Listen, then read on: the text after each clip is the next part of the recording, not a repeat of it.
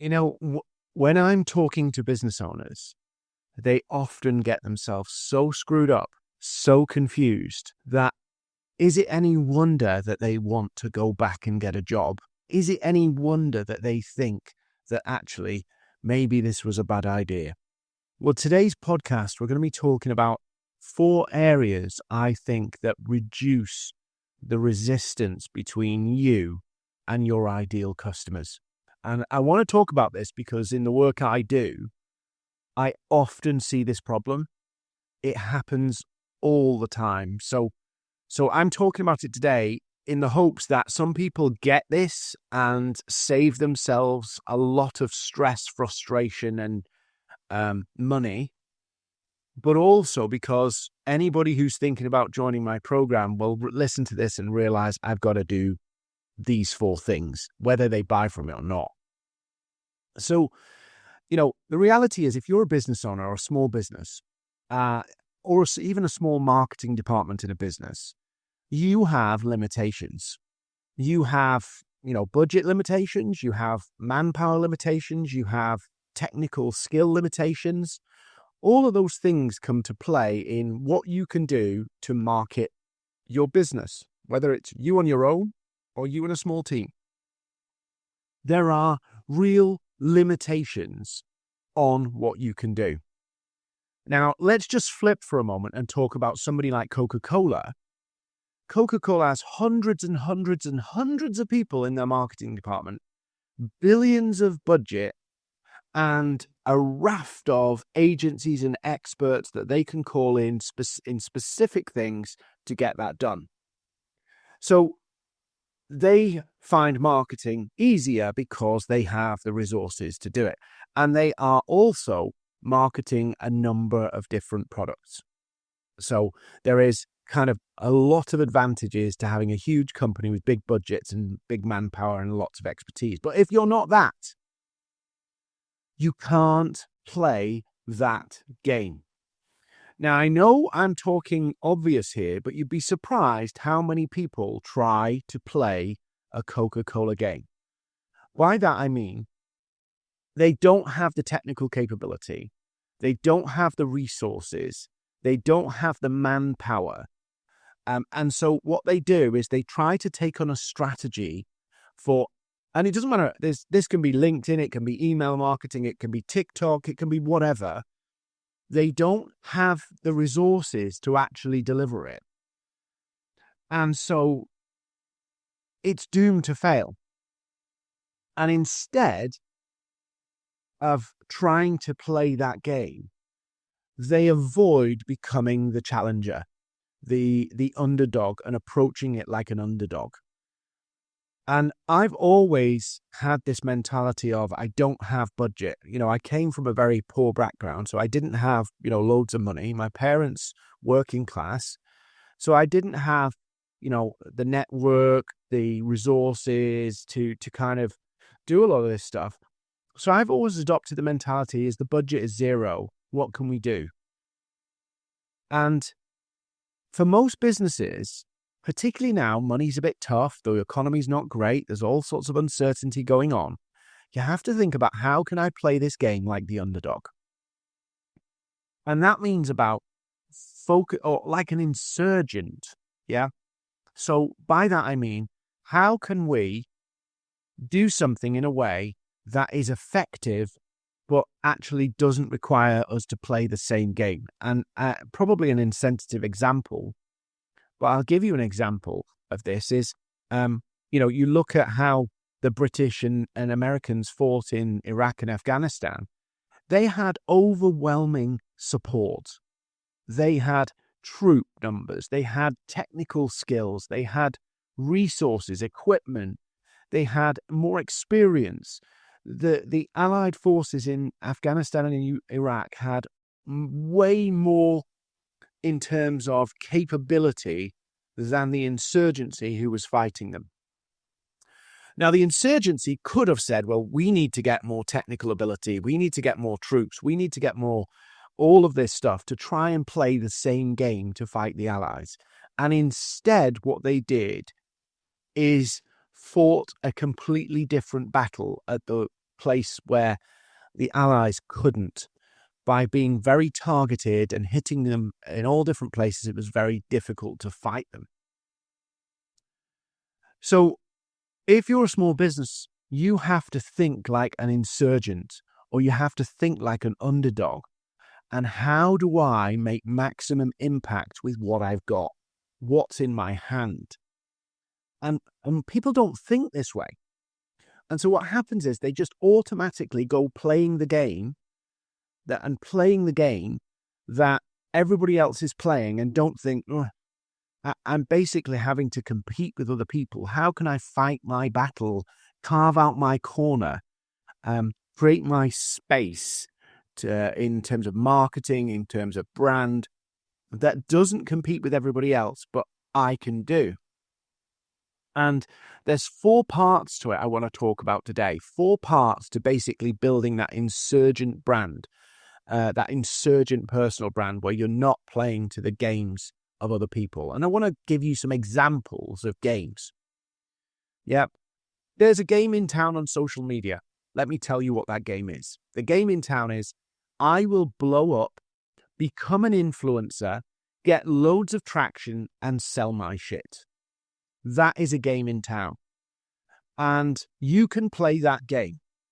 And as long as you've got the commitment, the dedication, the time to research, the learning, the adapting, and the willingness to go for a significant period without making money, if you want to play that game, you can play that game.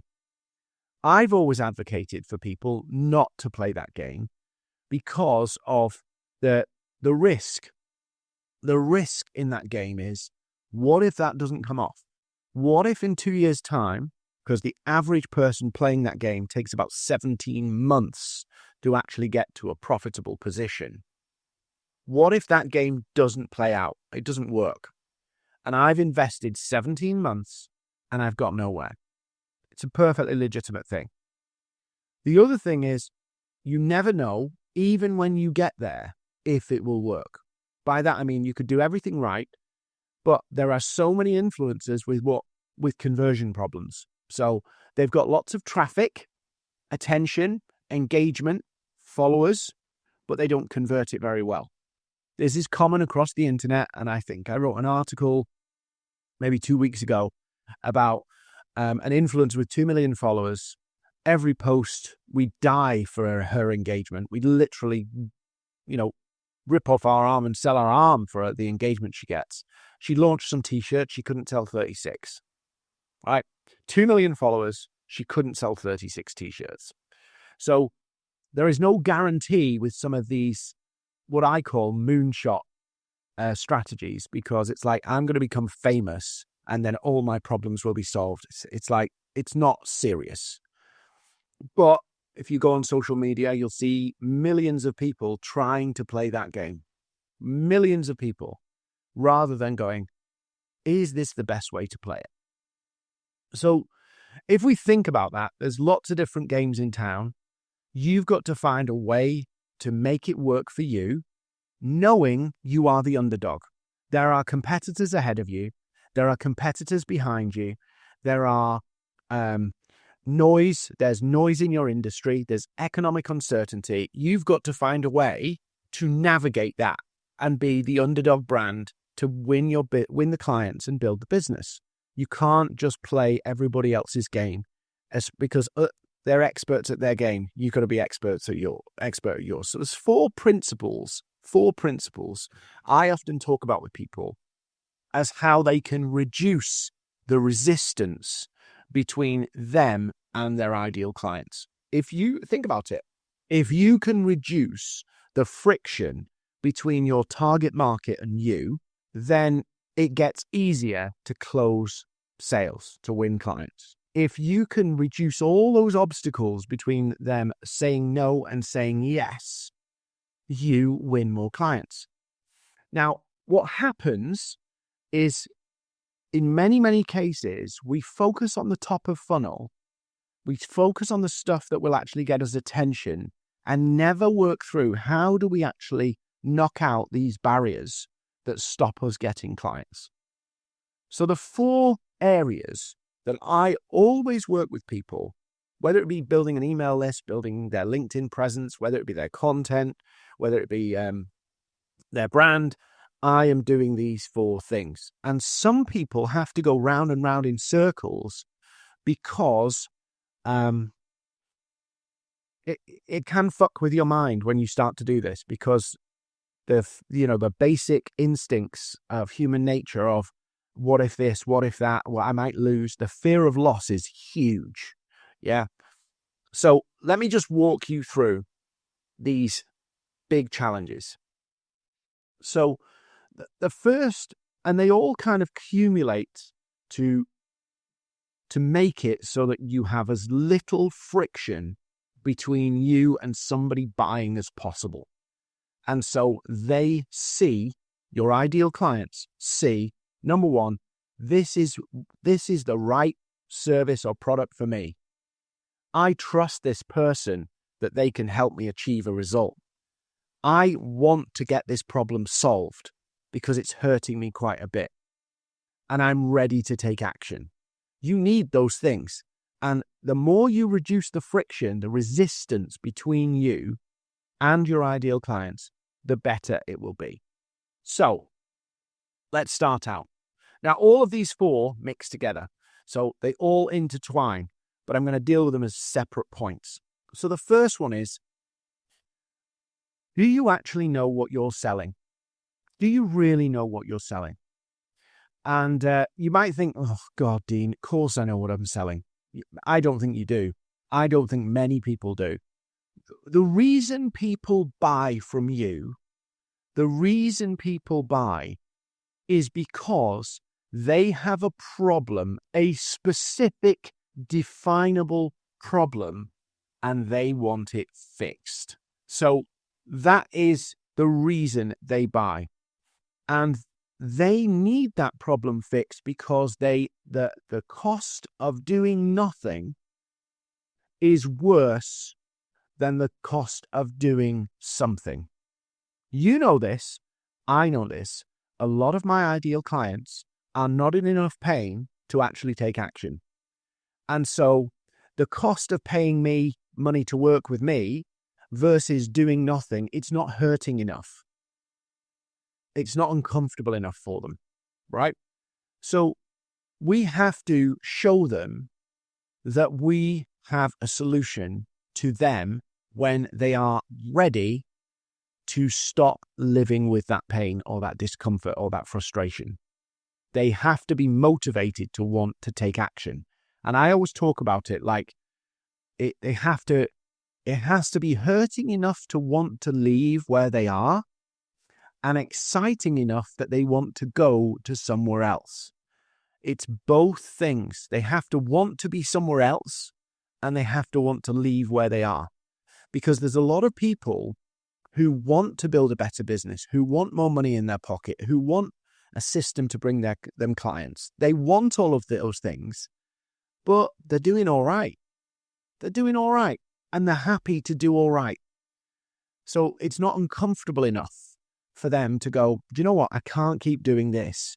I'm going to go after that. So there has to be this healthy tension between discomfort with where they are and a strong desire to get to somewhere else. If you have one or the other, and one of them's missing, you don't have enough motivation for people to buy. So yes, you have to talk to pain points, but you have to speak to where people want to get to too. And this brings me to the main point of this. If you don't know what problem you're solving, you cannot clearly articulate that and explain where they are and where they want to be.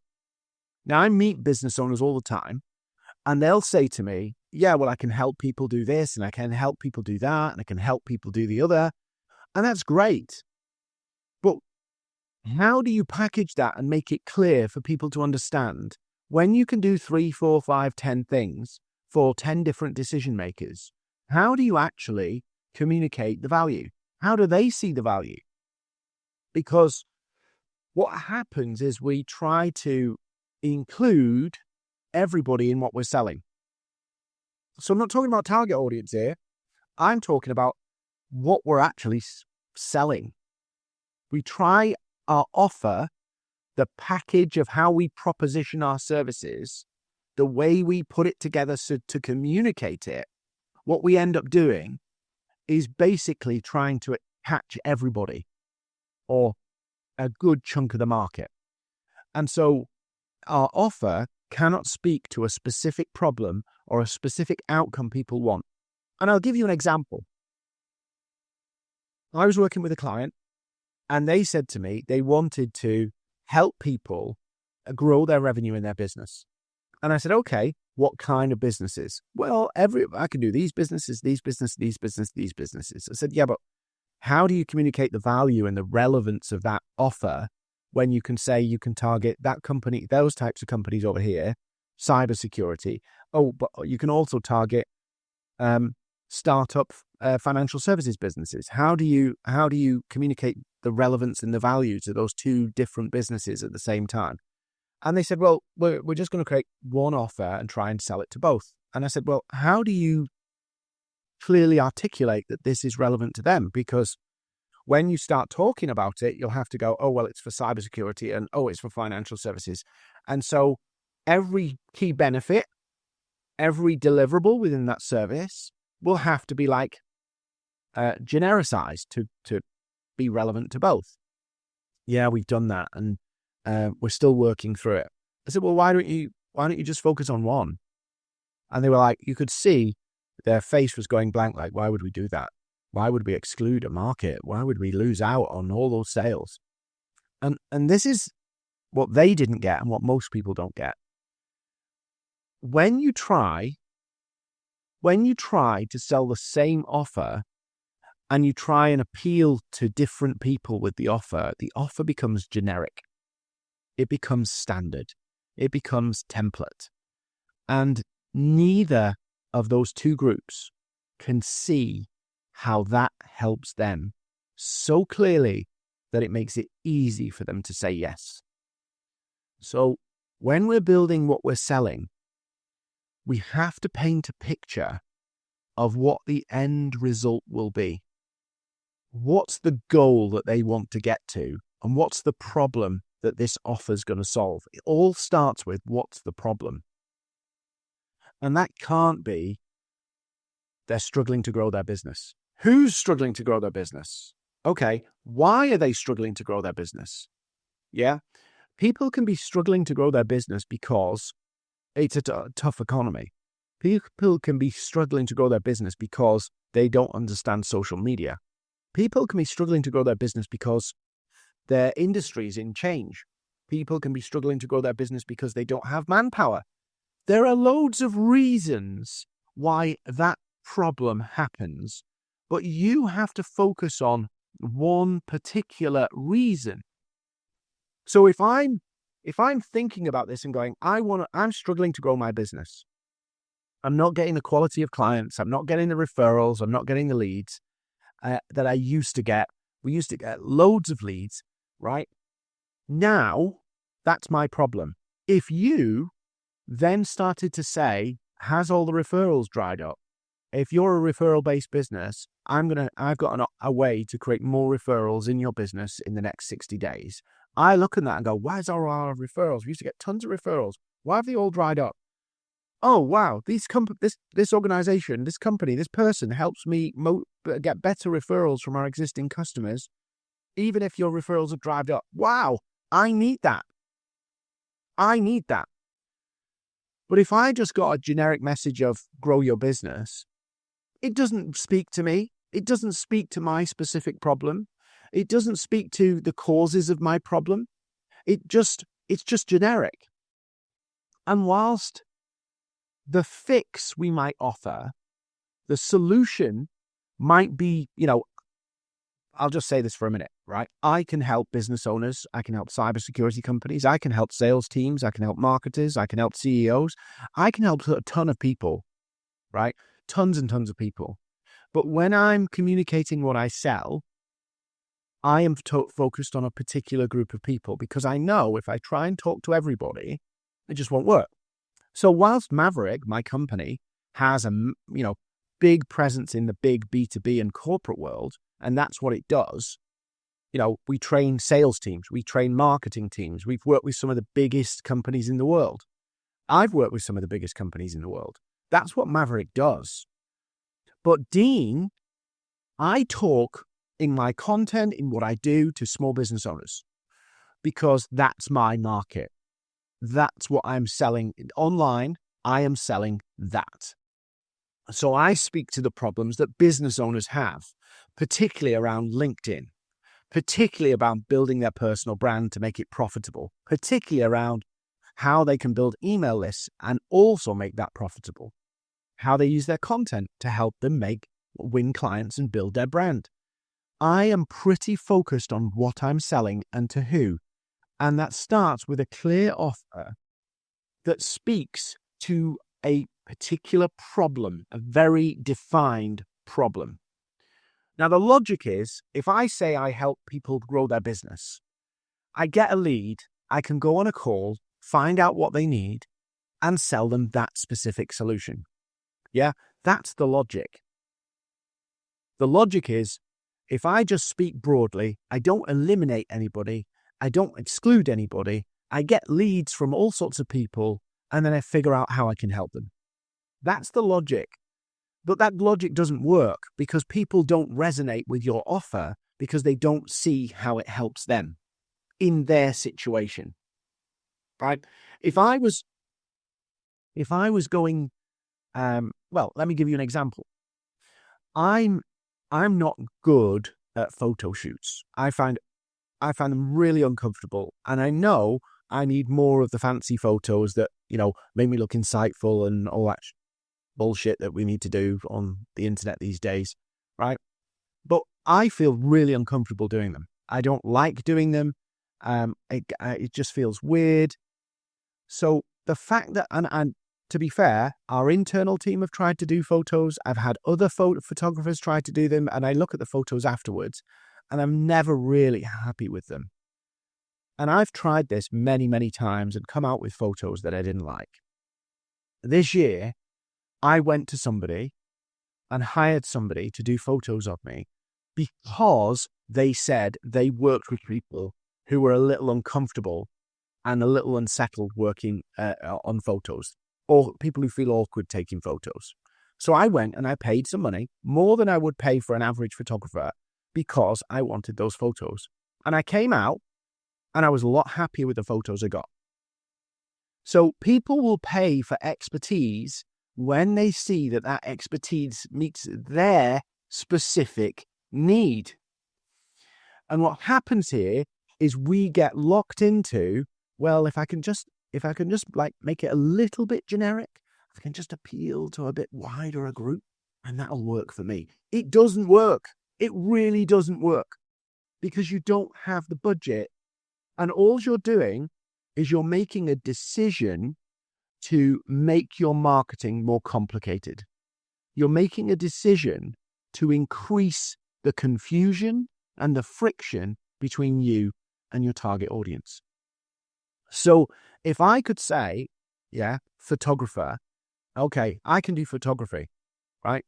What problem am I solving? Great wedding photo pictures, business people, I was going to say funerals. You don't hire a photographer for funerals. I run a funeral. Well, maybe I've just invented a new industry.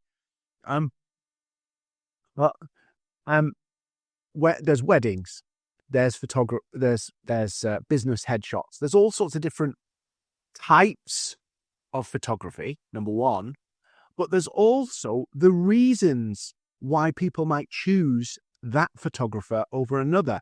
And it can be things like they feel awkward, they don't feel comfortable. It could be pet photography. But what you're looking for is an angle on your service to say, like, hang on a minute, what does it solve specifically? Yes, we need great wedding photos and we don't want, awkward wedding photos, but what's the other angle? For me, the photographer, it was actually, you're good with awkward people, and I'm pretty awkward when I'm on photos, right?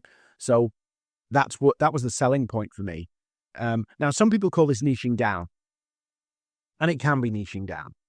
I don't call it niching down per se, because what I say to people is, if you can build out a little corner of the internet or a little corner of your market that you are known for, that, I help people who are awkward and feel uncomfortable taking photos to feel more comfortable and get those fun pictures where they look like they're enjoying themselves. If you can build that out and get a really strong reputation there and make money there, you can do what Coca-Cola does. So Coca-Cola started with Coca-Cola. They started with one drink. And then as they got successful with that one drink, they launched another drink and another drink and another drink. So for me, niching down is choosing to put yourself in a box permanently. What I'm talking about is narrowing down to get success so you can take on other segments of the market, like Coca-Cola. But what many people do is think, well, hang on a minute, if I just go big at the beginning, I'll have more chances of success. But what happens is our message isn't clear, there's no clarity, we create friction. Whereas if I go, hang on a minute, I'm selling photography for people who are awkward on camera, Dean, right? That becomes, okay, next question is, who will want that photography? Business owners who feel awkward. Oh, now I've got a real audience I can go after. And not just any audience. We need to find, point 2, a high value audience. So a high value audience for our offer is people who feel awkward on camera. And I'm a photographer. This is a great example. I still can't believe I said funeral photographer. That probably is a niche that's coming, right? So I'm a photographer and I've chosen to help people who feel awkward on camera. Point 2, high value audience. Who's going to pay a lot of money for that? Well, first off, rich people, obviously.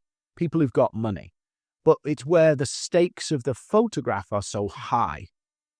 So think about it like this. And if you start to go, well, okay, offer, right? Clearly defined offer.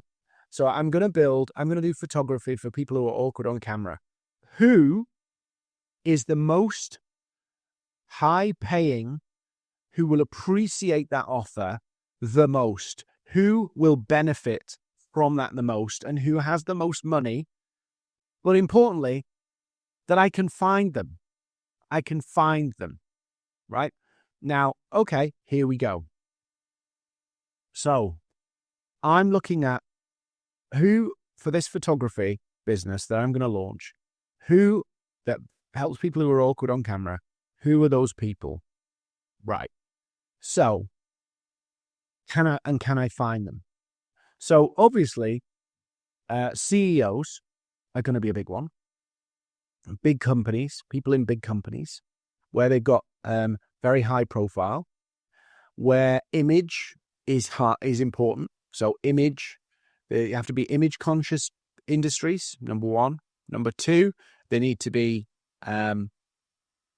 companies where basically the price of a photo shoot is not exorbitant. So you start to think about that. And here's my rule of how I think about that. I always look for, is there, when I'm looking at a target audience, I'm going to sell something to them. I often relate it to, how does my price look compared to their price? So what do I mean? If I'm selling something for £100,000 to a client,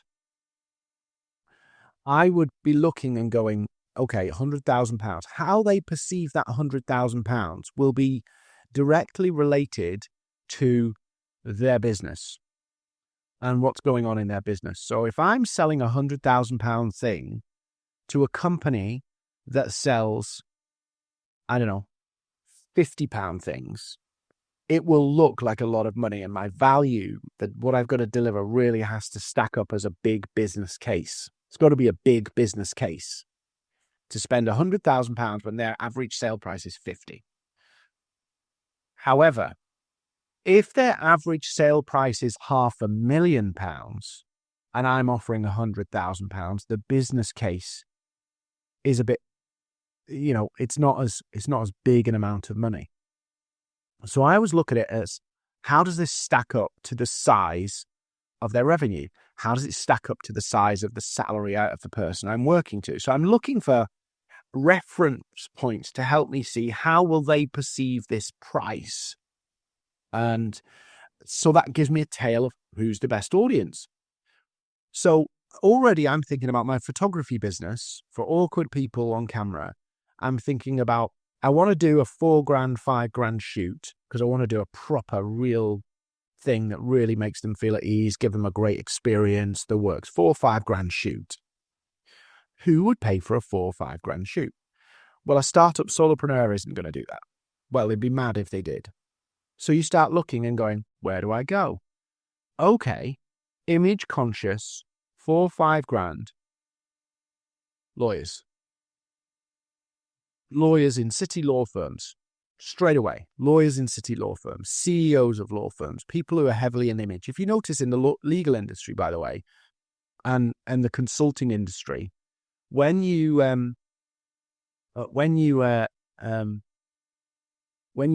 get hired, particularly if you're a partners of law firms, they put out press releases to say that you've been hired. You put out insights. They basically leverage you. So I could do a $4,000 or $5,000 shoot with lawyers, and particularly partners of law firms, not small law firms, but mid-sized law firms and Silver Circle. They would be prepared to pay that because it's about image. It's about their professional reputation, and they value that really highly. What about politicians? What about people who are running as MPs? What about all those people? They would invest in that because they want campaign imagery and all that kind of stuff. So suddenly you start to think about, who is this high value audience? Based on, I'm doing photography and people are awkward.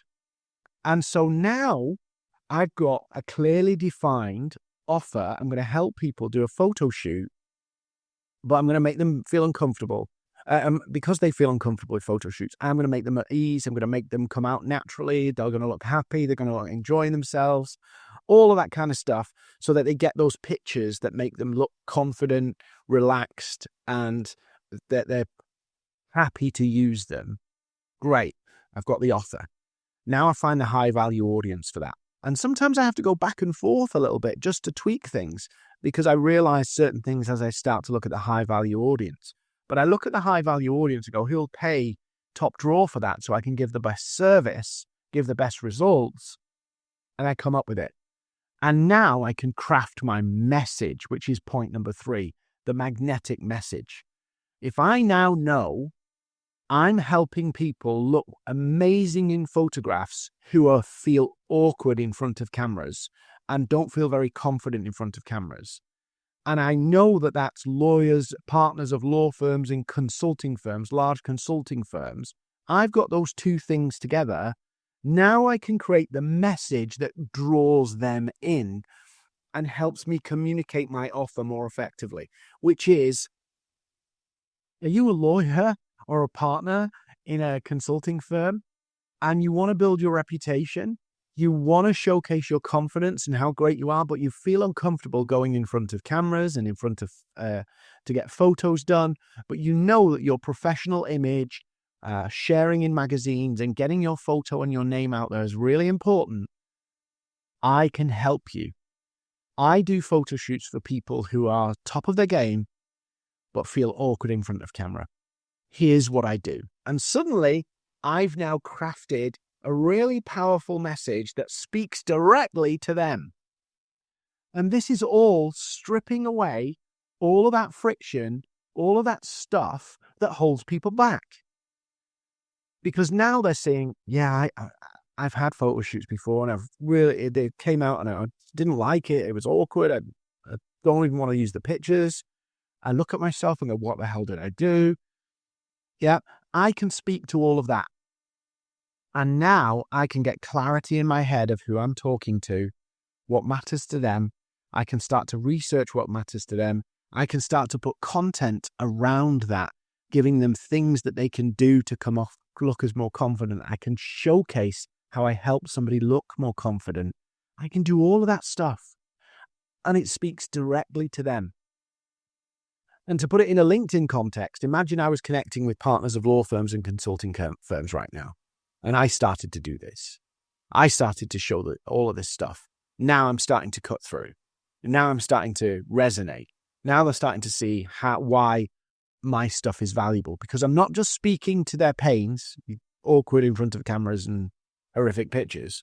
I'm actually showing how I've helped people get it, and they can see, here's a law firm. Here's a partner of a law firm I just took photos for, and look how good they are. They can start to see it. And now I'm carving out my little Underdog brand of law firms, awkward on camera photography, or professional services firms, consulting firms, partners, and awkward on camera.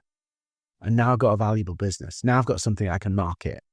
Now I've got something that really resonates, and we can get excited about it. We can start sharing stuff. It's focused. It's niche. But we're not staying there, and we don't have to stay there. We can build out a corner of our business that really works and really does well, and then we can bolt in different things that resonate, but we do it from a position of strength. Because every time you add something into your business, I'm going to help coaches, and then I'm going to help lawyers, and you increase the potential confusion. So you have to increase the marketing. You have to increase the way you communicate. So it requires more effort, more energy, and more money. But now I've got something exciting. I've built an offer. I've got an offer that solves a problem. I've got an audience, a high-value audience. Now I build the message around that offer. So I explain how that adds value. I do all of that. I put a content strategy together. So this all now lines up. But the final part of this, and I know I've been a long-winded session today, podcast today, but I think it's valuable. If more people got this, they'd make a hell of a lot more money.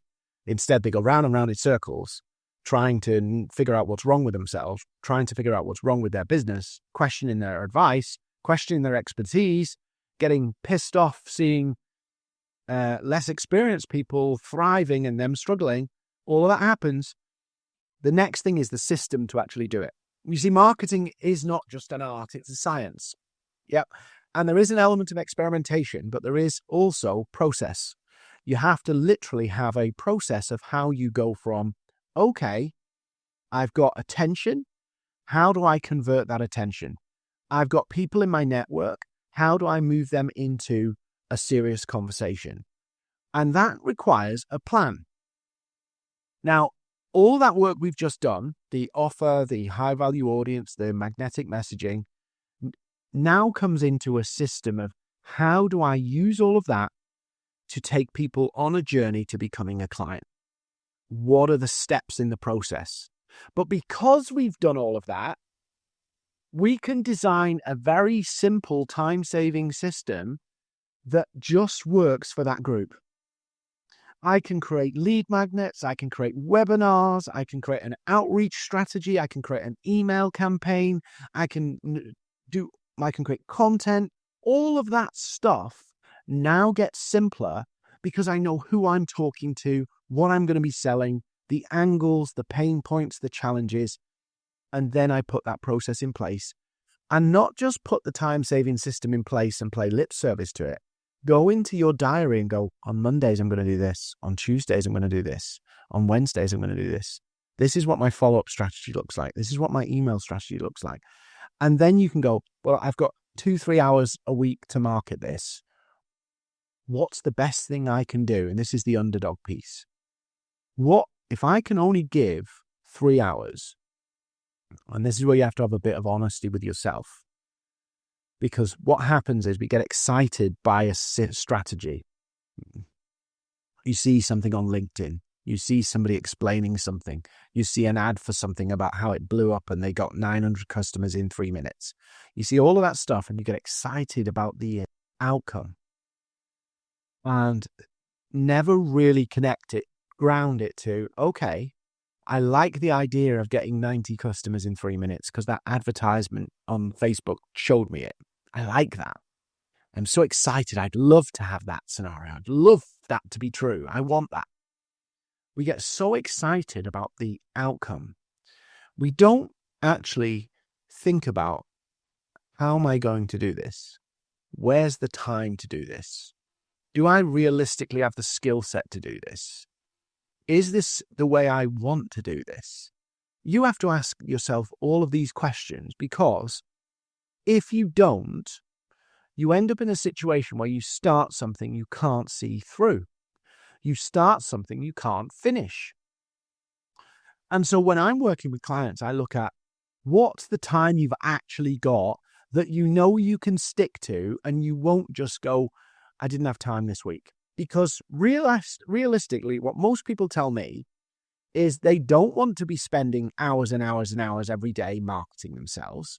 They don't want to do that. They want something that's simple, that works, that's repeatable, that's reliable, and they don't have to worry about it. They just do the work. That's what we want. That's what people tell me they want. But what happens is they are unrealistic on what time they will allocate to it or can allocate to it. So when I'm working with people, I will design a system and go, you got 45 minutes a day, you got 15 minutes a day, 20 minutes a day. Let's build that underdog plan so that you're not doing that, you're not doing that, you're not doing that, because you won't sustain that. That will not sustain itself. You will burn out trying to do all that stuff because you don't have the time to do it. Then you'll get guilty, angry at yourself, all that stuff. We're going to do this, just this thing here. We're going to do this thing here, this tiny little thing, this little bit. That's what we're going to do. And that's what I tell people to do. Because if you can do that one thing really well and it cuts through, you get the clients, you win the clients, you make some money, and then you can go, well, now I've got some good money coming in. I've got some systems working. How can I take a slice of that money that's coming in to either upskill me, to give me better resources in terms of manpower or technology? What can I do to kind of expand from that? And this is what it is. This is how I think. And this is how people should think.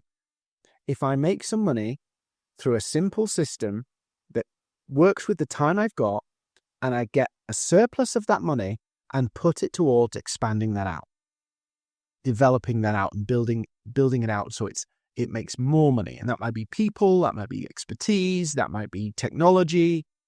That's how we do it. But as simple as I got one client recently and I said, just do your audio events. Just do audio events. Yeah, post if you can, but don't worry about anything else. Because they only had a finite amount of time and I want them to achieve success. So they need to do the critical things that will give them the time, give them the success. Everything else, right, is a nice to have.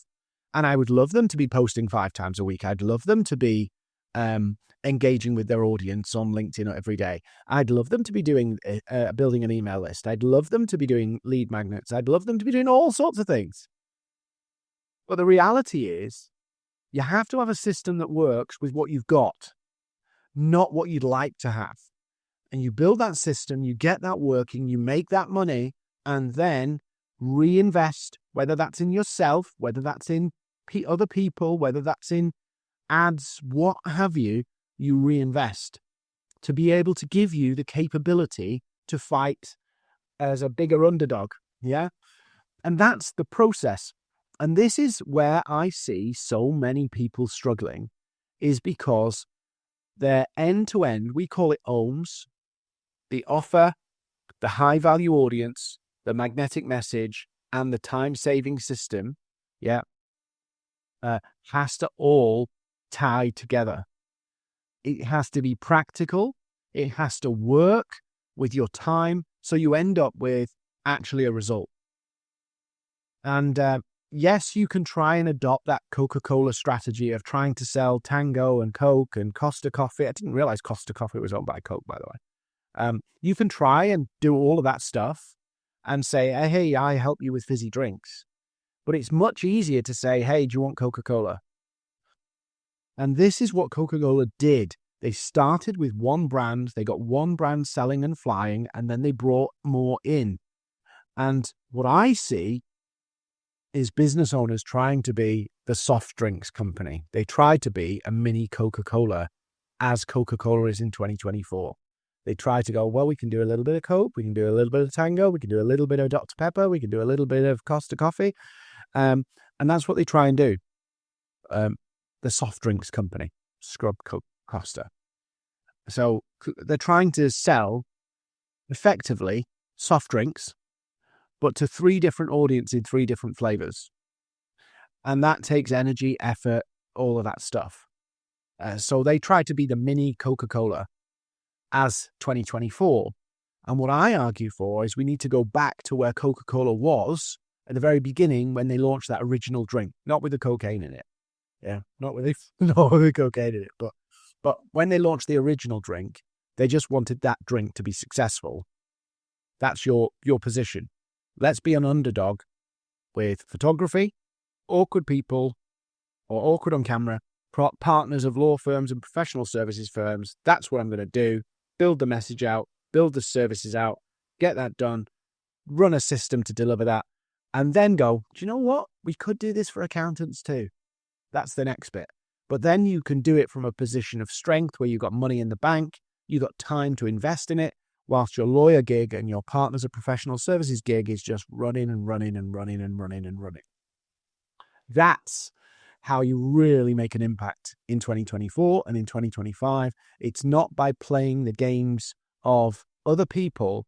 It's by carving out your own strategy and operating like the underdog and understanding you're the underdog and playing a game to win as the underdog. And so many people try and play the mini Coca-Cola game rather than win as the underdog. And for me, you win every time when you're the underdog and you play to your strengths of what you've got, not what you'd like to have. So OHMs offer high-value audience, magnetic message, time-saving system. You get those right, name it, nail it down, you make a lot of money and you'll build a great business and you'll love every minute of doing it.